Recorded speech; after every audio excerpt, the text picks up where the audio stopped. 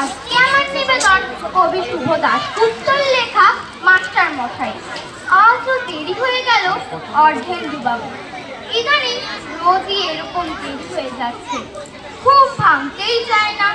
সকালে উঠে হাঁটুতে আর গোড়ালির নিচে অনেকক্ষণ একটা আড়ষ্ট ব্যথা খুব দুর্ভোগ ফেলে। তারপর 12 ঘর, একখানা কলের 12 সংসার। বস্তির টালির ঘরে এই কাজ সে কাজ সেরে অর্ধেন্দু বাবুর বড্ড দেরি হয়ে যায়। আজও দেরি হয়ে গেল অনেকটা। ছাত্রের বাড়ি অনেকটা পথ হেঁটে যেতে হয়। রিকশায় গেলে নগদ 2 টাকা, তার চেয়ে হাঁটাই ভালো। ইদানিং বয়স তো আর কম হলো না, হাঁটার গতিও গেছে কমে, চোখের শক্তিও যেন এসেছে অনেকটাই কমে। ছাত্রের বাড়ি সকালের এই পড়ানোটুকু নানান দিক থেকে অর্ধেন্দু বাবুর ভারী প্রিয়। স্বামী স্ত্রী দুজনেই সান্যাল বাবুরা ভদ্রলোক। পড়া থেকে কিছুক্ষণ পরেই ছাত্রের মা ঘরে এসে নিজের হাতে দিয়ে যান সুন্দর কাপ প্লেটের চা, সঙ্গে অন্তত 2খানা ভালো বিস্কুট। সারাদিনে আর তো খুব একটা চা খাওয়া হয় না অর্ধেন্দু বাবুর নিজের। একলা সংসারে চাটা এর কোনো পাঠ রাখেননি। অর্ধেন্দু বাবুর এই ছাত্রটি নিখিলেশ এমনিতে খারাপ নয়, তবে উঠতি বয়স, নানা আকর্ষণ, নানা দুষ্টুমি, দিন দিন বড় অমনোযোগী হয়ে পড়েছে। রেজাল্টও ভালো করছে না। এমনি নিখিলেশের মা অনেকবার হাসি মুখে অভিযোগ জানিয়েছে ছেলের বৃদ্ধ টিউটরের কাছে। আর একটু সময় দিন, ও তো পড়েই না। আপনি এলে ওই যেটুকু ওর পড়া, তারপর দিন দিন বড্ড অবাধ্য আর জেদি হয়ে উঠছে। আপনি একটু পড়া হন মাস্টার মশাই। আজ মৃত্যুর পাড়ায় ঢুকে অবন ডাক্তারের চেম্বারে ঘড়িটা দেখলেন না, সত্যিই আজ বড্ড দেরি করে ফেলেছেন। নিখিলেশের পরীক্ষা সামনে, বারান্দায় চটিটা রেখে ঘরে ঢুকে অর্ধেন্দু বাবু বসলেন তার নির্দিষ্ট চেয়ারে। ঘরের টেবিলের উল্টো দিকের চেয়ারে নিখিলেশ নেই। মিনিট কয়েক পরে নিখিলেশের মা ঢুকলেন, হাতে চায়ের কাপ প্লেট। চা খেয়ে নিন মাস্টার মশাই। দূরবর্তী কণ্ঠস্বরে যেন কেমন থমথমে ভাব।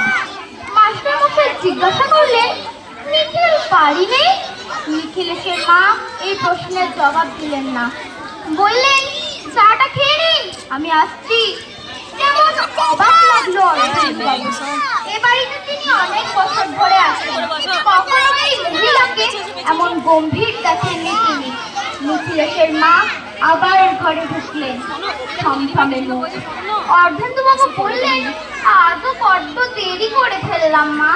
আসলে বয়স হয়ে যাচ্ছে তো, এক সময় একটু পথ 5 মিনিটে পেরিয়ে যেতাম ঠন ঠন করে। রক্তের জোর গেছে কমে, এইটুকু আসতে প্রায় 20 মিনিট লেগে যায়। পাতের ব্যথা তার উপর। মাস্টার মশাই, এই নিন আপনার 1 মাসের টাকা। টাকা? এখন কেন? আজ তো সবে 10 তারিখ। এই তো 1 তারিখে মাইনে দিলে মা। উনি বলে গেছেন নিখিলকে আর আপনাকে পড়াতে হবে না, আপনি যথাসাধ্য করেছেন এতদিন। ওই নিজের বুদ্ধির দোষে গোল্লায় যাচ্ছে। ওর জন্য ওর বাবা একজন কড়া ধাকের ইয়ং মাস্টার জোগাড় করেছেন। আপনি ভুল বুঝবেন না, আপনি বৃদ্ধ হয়েছেন, শরীর চলছে না, আপনার এবার বিশ্রাম নেবার সময়। যাই, আমি রান্নাঘরে অনেক কাজ পড়ে আছে। টাকাটা পকেটে নিয়ে নিন মাস্টার মশাই, আসবেন মাঝে মাঝে। মফস্বলের মিল ফ্যাক্টরি এই আধা শহরে 9টার বাঁশি বাজছে। মিলের ভোরের শিফটের কর্মীদের এখন টিফিন হলো। রাস্তা জুড়ে এখন সাইকেল আর মানুষের ভিড়। কলকাতার অফিস বাবুরা উল্টো মুখে ঢুকছেন স্টেশনে। কোলাহল ভিড়, মৃত্যুর পাড়া এখন সরগরম। শুধু একটা চেনা চানা ঘরের ভিতরে কাঠের চেয়ারে বসে অর্ধেন্দু বাবু। সব কোলাহলের বাইরে এক আশ্চর্য স্তব্ধতায় থমকে বসে রইলেন। তারপর আস্তে করে উঠে দাঁড়ালেন।